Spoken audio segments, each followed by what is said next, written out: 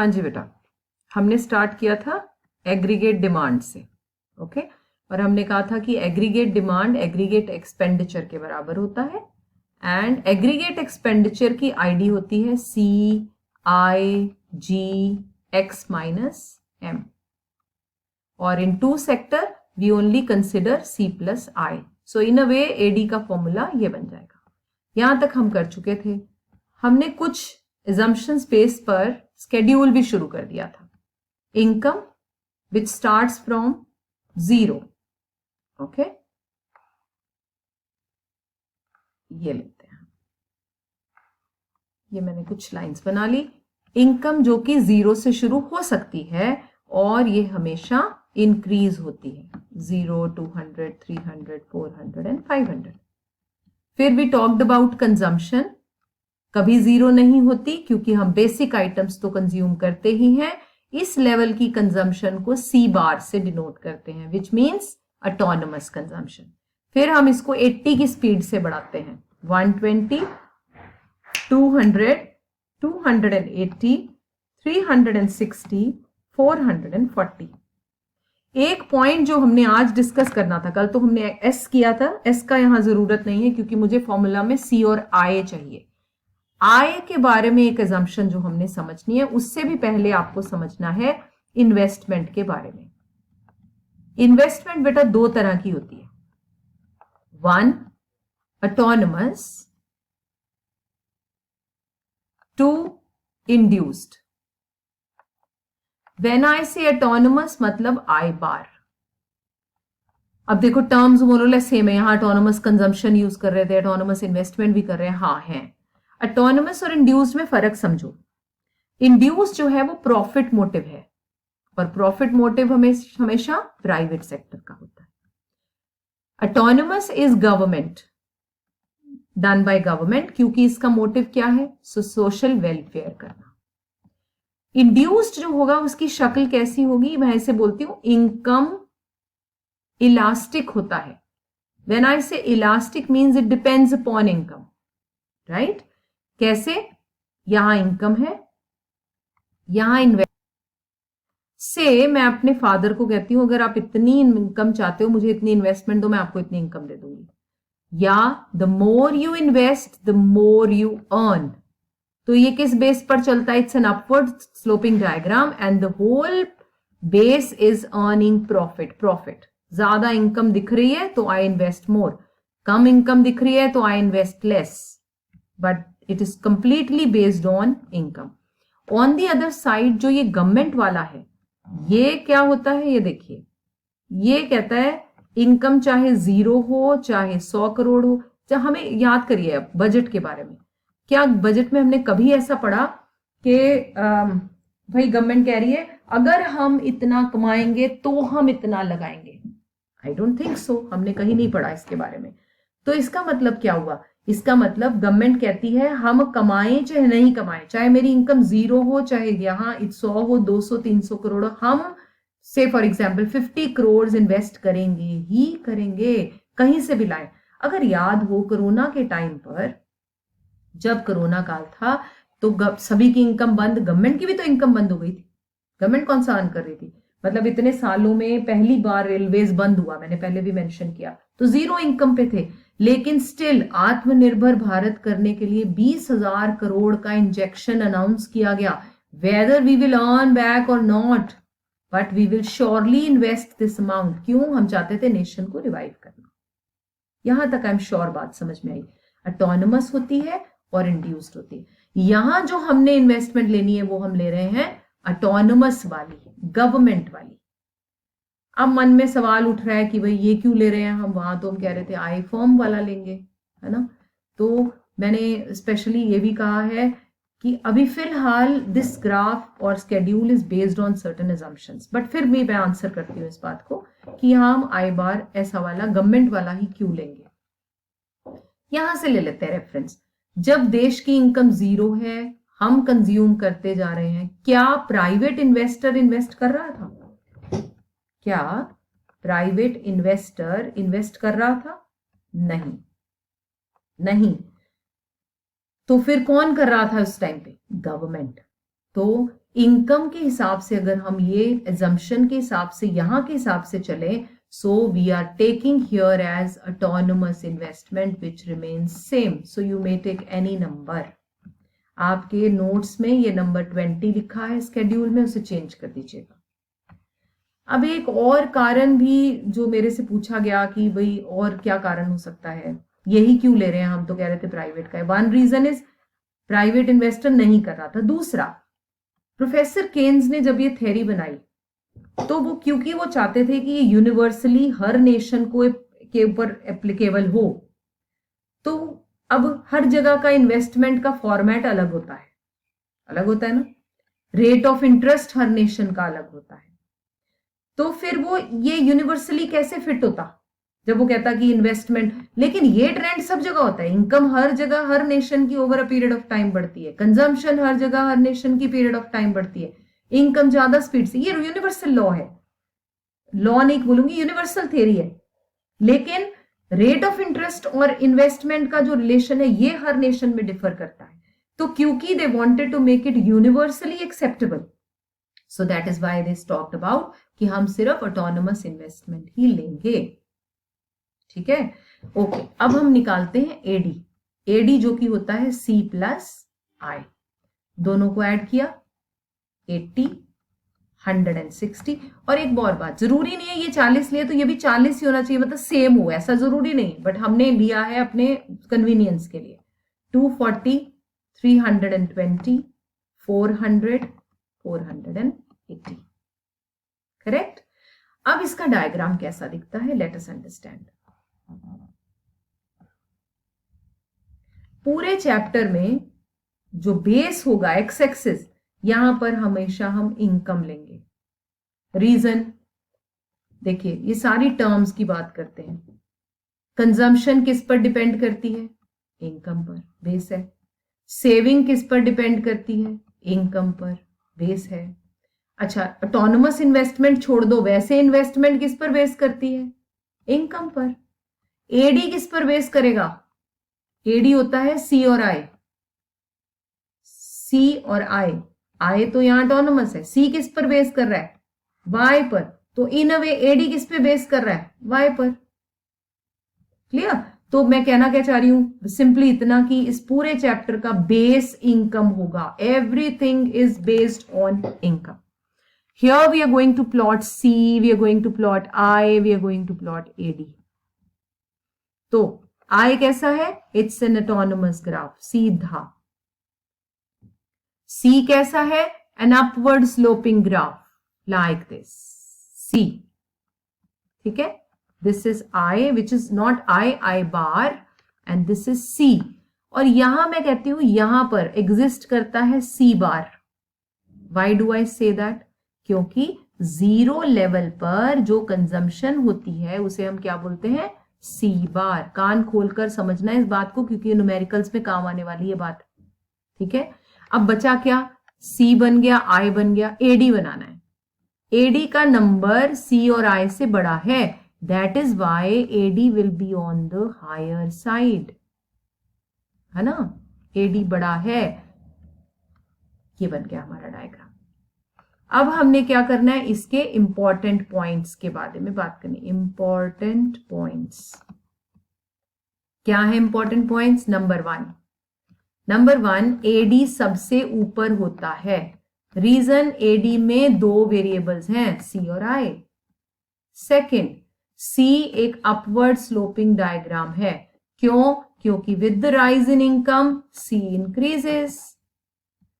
Third, I एक parallel graph है, क्योंकि ये कौन सा है, ऑटोनोमस वाला। चौथा, वेरी इंपॉर्टेंट, एडी और सी का जो गैप है ना, ये पैरेलल बनाना है आपने, पैरेलल हर जगह से, छोटा बड़ा नहीं होना चाहिए। क्यों, अब मुझे कहते हैं एडी और सी का गैप, गैप तो माइनस से निकलता है ना बेटा। एडी होता है सी प्लस आई, तो गैप यानी इसको उधर ले गए तो क्या निकला, आई, जो कि हमेशा क्या होगा, कांस्टेंट। तो बोले इन दोनों के गैप में आई है, जो कि हर एक जगह बराबर है, that is why it's a parallel line. I am sure it is easy, समझ में आ गया होगा। कोई क्वेश्चन है so you can ask, right? So let's move to the notes. ये राजी हमारा क्वेश्चन, एडी आ गया, एडी का मीनिंग दिया, फिर हमने लिखा कि ये देखिए वाई जो मैंने अभी समझाया था, यहां सी ले लिया, यहां मैंने I-20 लिया हुआ है, इट्स ओके, तभी मैंने बोला था both are correct so don't worry, इसका डायग्राम इसीलिए उस तरह का बना हुआ है, बट आपने 40 लेना है। मैं बताऊंगी जब हम आगे जाएंगे क्यों, वो अगले चैप्टर में आएगा, क्योंकि इक्विलिब्रियम नहीं मिलता 20 से। ओके, तो अभी फिलहाल हमने ये समझ लिया, हमने आई बार लिया, एडी निकाल लिया। अब देखिए graph, graph is I is a constant line, C is an upward sloping graph and, और ये ग्राफ मेरे को लगता है गलत नहीं है, फिर आई और सी सेम पॉइंट पे दिखा रहा है, हाँ गलत है। तुम आई को चेंज कर दो बेटा 40 और इसके नंबर भी चेंज कर देना, समझ गए? और फिर दिखाया एडी का graph, it's an upward sloping graph, 40 कर देना आपने कंजम्पशन को। अब आ गए इंपॉर्टेंट पॉइंट जो मैंने अभी आपको बोले थे। पॉजिटिव कंजम्पशन स्लोप, पॉजिटिव कैसे? अपवर्ड है, there is always some minimum level of consumption even when income is zero. यहां एक टर्म नहीं लिखी, आप ऐड करो, which is called autonomous consumption, लिख लो इसके साथ। There is some minimum level of consumption even when income is zero. It's called autonomous consumption. फिर आ जाएगा it happens, C बार लगा दो यहाँ, it happens because people need certain basic goods. कुछ तो खाना खाना है ना, चाहे इनकम जीरो हो। इस टाइम पे ये मैगडी डोमिनोज नहीं खा रहे, ये बेसिक खाना की बात कर रहे हैं। स्लोप ऑफ कंजम्पशन ग्राफ कैसा है? अपवर्ड। क्यों है? क्योंकि इनकम के बढ़ने से कंजम्पशन भी बढ़ती है। However proportionate increase in consumption is less than that of income. ये बात समझ में आ गई? इनकम का rise is less more than the consumption rise. ठीक है बच्चों? Slope of autonomous investment curve, it's a straight line, क्योंकि ये इन्वेस्टमेंट सीधी रहती है, सेम रहती है। इसके आगे और अच्छा लिखना चाहो तो it is done by government. AD का ग्राफ कैसा है? पॉजिटिव स्लोप है, अपवर्ड होता है, बढ़ता है, और एडी इंक्रीज करता है, with an income increase AD बढ़ता है। अच्छा ये एक बात समझाओ, हम ये लाइन बोल रहे हैं इनकम के बढ़ने से एडी बढ़ता है, कैन यू जस्टिफाई? क्योंकि एडी के फॉर्मूला में तो वाई है ही नहीं। Can anyone help me explaining this? हाँ, तो हम इसको कहेंगे एडी के दो, बिल्कुल सही, एडी के दो कंपोनेंट है, चाहे ये नहीं बेस करता लेकिन ये तो इसी पे डिपेंड करता है ना। इसके बढ़ने से ये बढ़ता है, ये भी एक पॉजिटिव नंबर है, इसीलिए एडी बढ़ता है। कोई कुछ कह रहे थे, कुछ पूछ तो नहीं रहे थे? समझ में आ गई ये बात? आ गया। चलो, so let us move further and we'll talk about aggregate supply now. चलो ये आ गए यहां पर। हाँ जी राजे, जो बच्चे अभी वॉच करेंगे ऑनलाइन वाला, बेटे तुम लोगों को जो आय का कॉन्सेप्ट है वो मैं एग्रीगेट सप्लाई क्लास खत्म होने के एंड पे बताऊंगी, because I forgot to record the previous one. बोल लेने दो बीच में, है ना। चलिए अब मैं बात कर रही हूं एग्रीगेट सप्लाई की। जैसे मैंने कहा था एग्रीगेट डिमांड एग्रीगेट एक्सपेंडिचर के बराबर होता है, इसी बेस पे मैं कहना चाहती हूं एग्रीगेट सप्लाई नेशनल इनकम के बराबर होती है। लो जी, अब बताओ जरा कैसे? ये देखो मैंने यहां लिखा भी है, कहा एग्रीगेट सप्लाई नेशनल इनकम के बराबर होती है। कोई मुझे बताएगा कैसे सप्लाई नेशनल इनकम के बराबर होती है?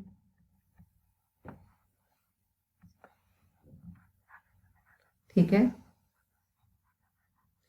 हाँ ठीक बोल रहे हो। वैसे देखो कैसे, मैं ऐसे समझाती हूँ। मैं प्रोडक्शन करती हूँ, पेन बनाती हूँ, मैंने 1000 पेन सप्लाई किए, सो आई जनरेट इनकम।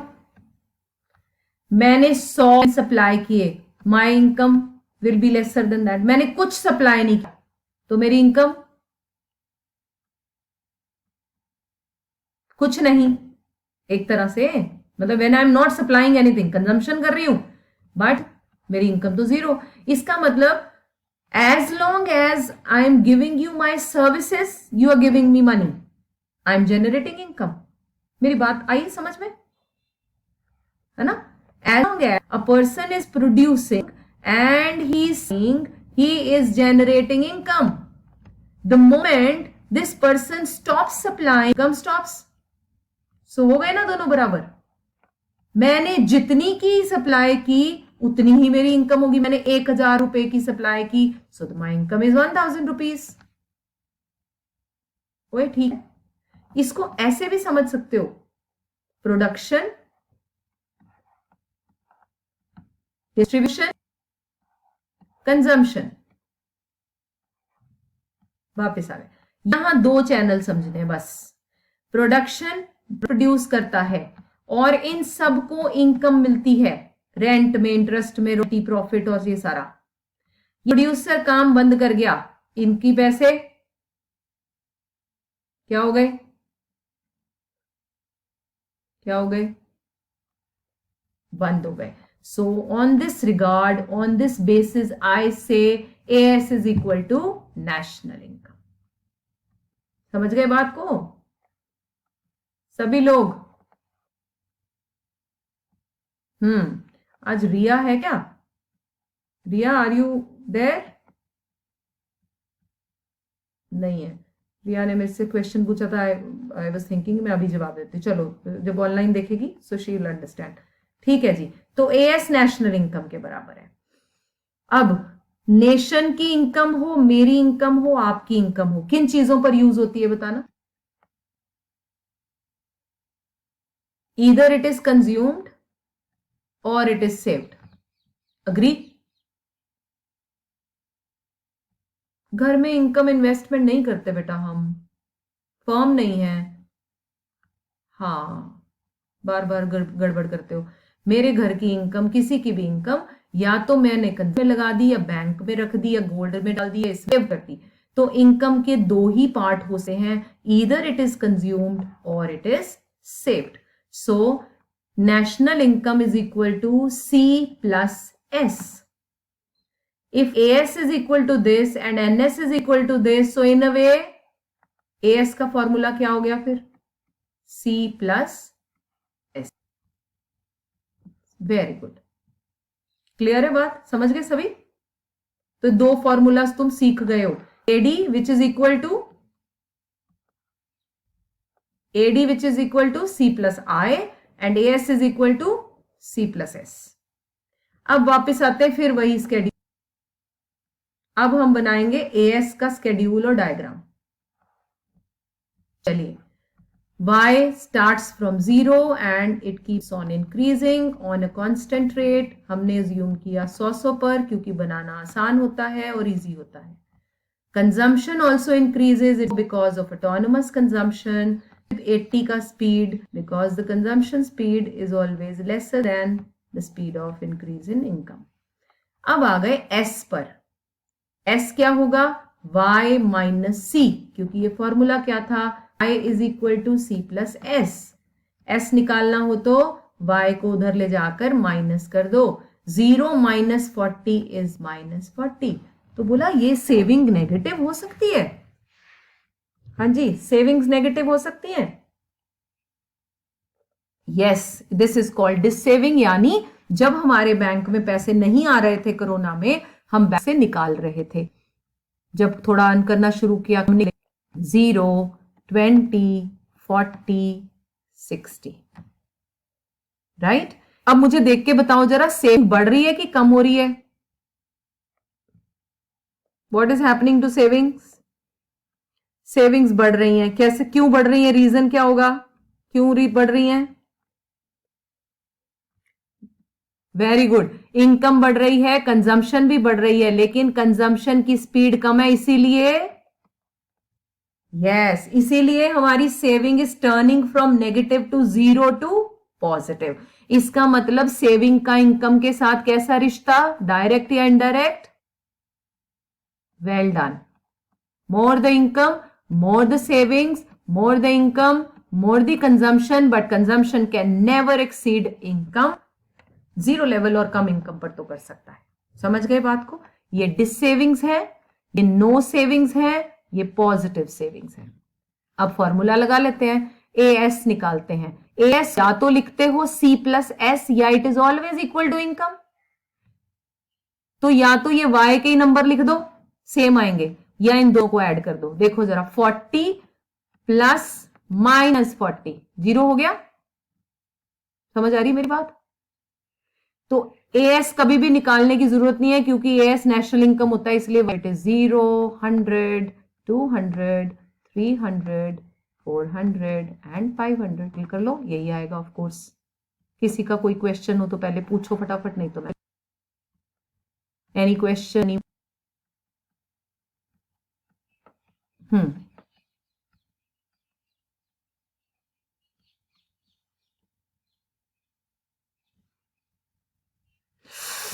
पहले तो वर्ड ठीक करो, पहले वर्ड ठीक करो, मैंने आगे नहीं सुना। इन्वेस्टमेंट नहीं करती, हाउस होल्ड सेव करता है, इन्वेस्ट नहीं करता। जिसमें घर में गद्दे के नीचे,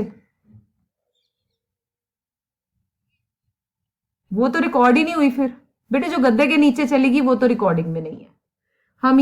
हम ये सारा कुछ पढ़ते हैं लीगल कॉन्सेप्ट, जहां पर, क्योंकि एक और बात, फॉरेन कंट्रीज में ब्लैक मनी ज्यादा गद्दे के नीचे नहीं रखी जा सकती, है ना, क्योंकि their systems are very straightforward, everything is straightforward, पता है सब कुछ, सारा कुछ की पर्ची कटती है, इसलिए वहां पर गद्दों वाला क्वेश्चन जरा कम होता है ना।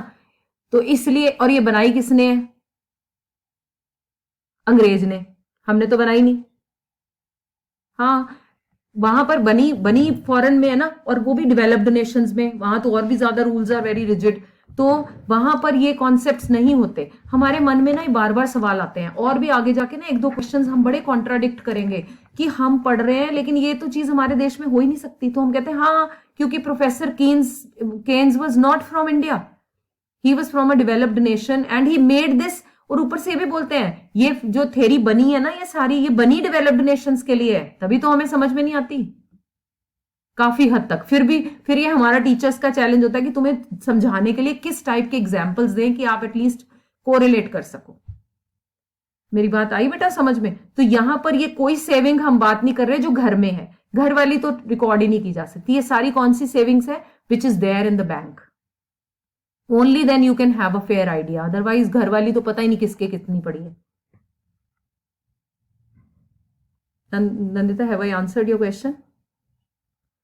है ना? हाँ, वो घरों वाली नहीं कर सकते रिकॉर्ड। और कोई क्वेश्चन किसी का यहां तक? नहीं तो फिर ग्राफ पे चलते हैं। अच्छा, अब ग्राफ बनाना है। इसका ग्राफ बड़ा सौखा सा काम है। यहां लेना है तुमने इनकम, लेनी है तुमने एग्रीगेट सप्लाई, है ना, सी और एस से एक तरह से। सो एक्चुअली इस वाले ग्राफ में ना आपने सिर्फ एस लेना है, वहां भी कोई वो नहीं थी जरूरत, लेकिन क्योंकि आगे जाकर हमने एडीएस अप्रोच पढ़नी है, चलो लेट्स नॉट कॉम्प्लिकेट दिस, हम बना लेते हैं। सी ग्राफ कैसा होगा, हम सारी बना लेते हैं।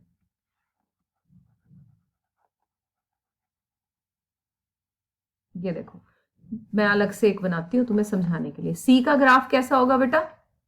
Positive slope never starts from zero, right? हाँ या ना? ठीक है। और एस का ग्राफ कैसा होगा? नेगेटिव से शुरू होगा, ये ऐसा ही होगा ना? हाँ, ये सी होगा, ये एस होगा। एग्रीगेट सप्लाई का ग्राफ कैसा होगा?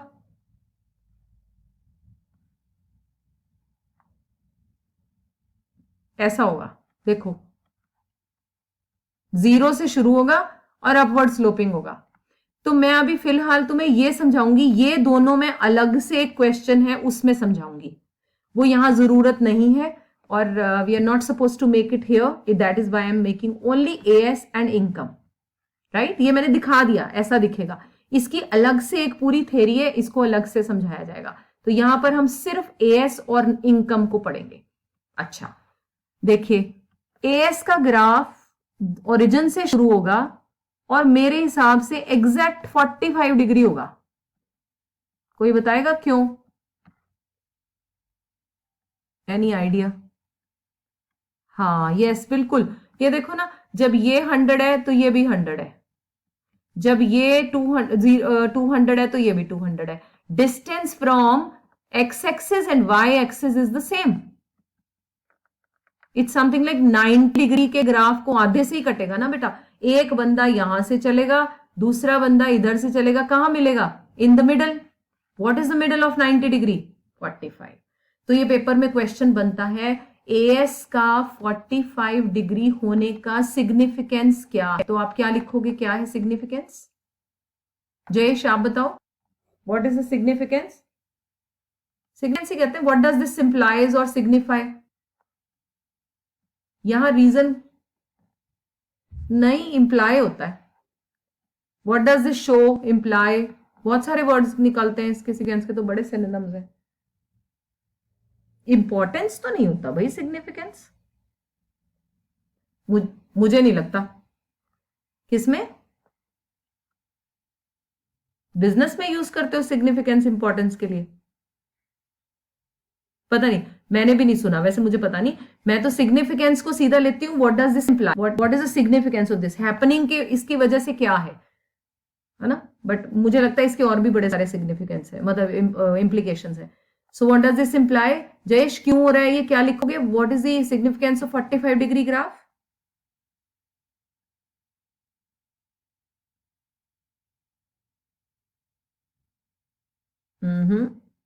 थोड़ा और बेटर कर दो. Distance travelling from X axis and Y axis is the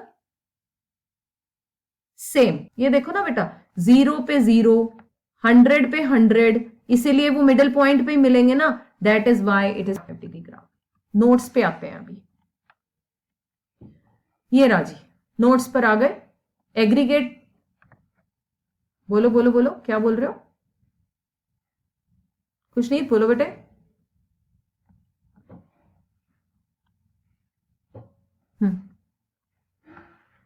उसे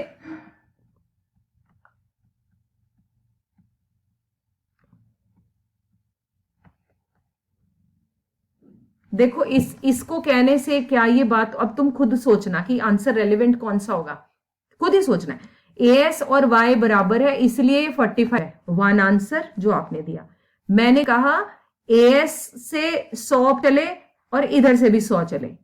इधर से देखो बेटे, ये 100 है, ये 200 है, ये 300 है, ये 100 है, ये 200 है, ये 300 है. इतने कहने से आंसर पूरा नहीं हुआ. वो कहता है यहां से डिस्टेंस मीट किया, यहां से दोनों का, दोनों एक्सिस से डिस्टेंस सेम है, इसलिए सीधा 45 डिग्री ग्राफ बनता है. Which is more closer to the answer, या which is more appropriate? By just giving कि इनके नंबर सेम है, नंबर सेम मैथमेटिकल है, ग्राफिकल प्लॉटिंग में ये सेम डिस्टेंस ट्रेवल करते हैं. That's okay. ठीक है भाई, okay. Aggregate supply refers to money value of goods and services that all producers are willing to supply in an economy in a given period of time. ये इसका meaning आ गया भाई. वो सारी गुड्स सप्लाई करते हैं, ये देखिए सारी टाइप की गुड्स, कैपिटल हो, पब्लिक हो, ये हो, वो हो, और ये हमेशा किसके बराबर है? नेशन की इनकम के बराबर होता है. एग्रीगेट सप्लाई के कंपोनेंट्स क्या है? नेशनल इनकम दो ही चीजों पर लगता है, ईदर इट इज कंज्यूम्ड और इट इज सेव्ड. फिर हमने एक शेड्यूल बनाया और साइड में देखिए ये दिख रहा है आपको ग्राफ, साइड में डिस्टेंस ट्रेवल करके दिखा दिया और दिखाया 45 डिग्री है, y is equal to c plus S है. Simple graph, no problem. 45 का सिग्निफिकेंस भी लिख दिया. It starts from origin, vertical और हॉरिजॉन्टल एक्सिस पर सेम स्केल लेने की वजह से हम इक्वल ट्रेवल करते हैं, that is why it is 45 degree graph. यहां तक किसी की कोई प्रॉब्लम हो तो पूछ सकते हैं. अगला question I think is about consumption and saving. हाँ, it's a long question, I will not start this today. I want you to learn till here, यहां तक डाइजेस्ट कर लो अच्छे से, और फिर हम कल जब मिलेंगे तो अगला लेवल टच करेंगे जो कि अच्छा है और मजेदार है. कोई क्वेश्चन है तो पूछ लीजिए, एल्स वील वाइंड अप.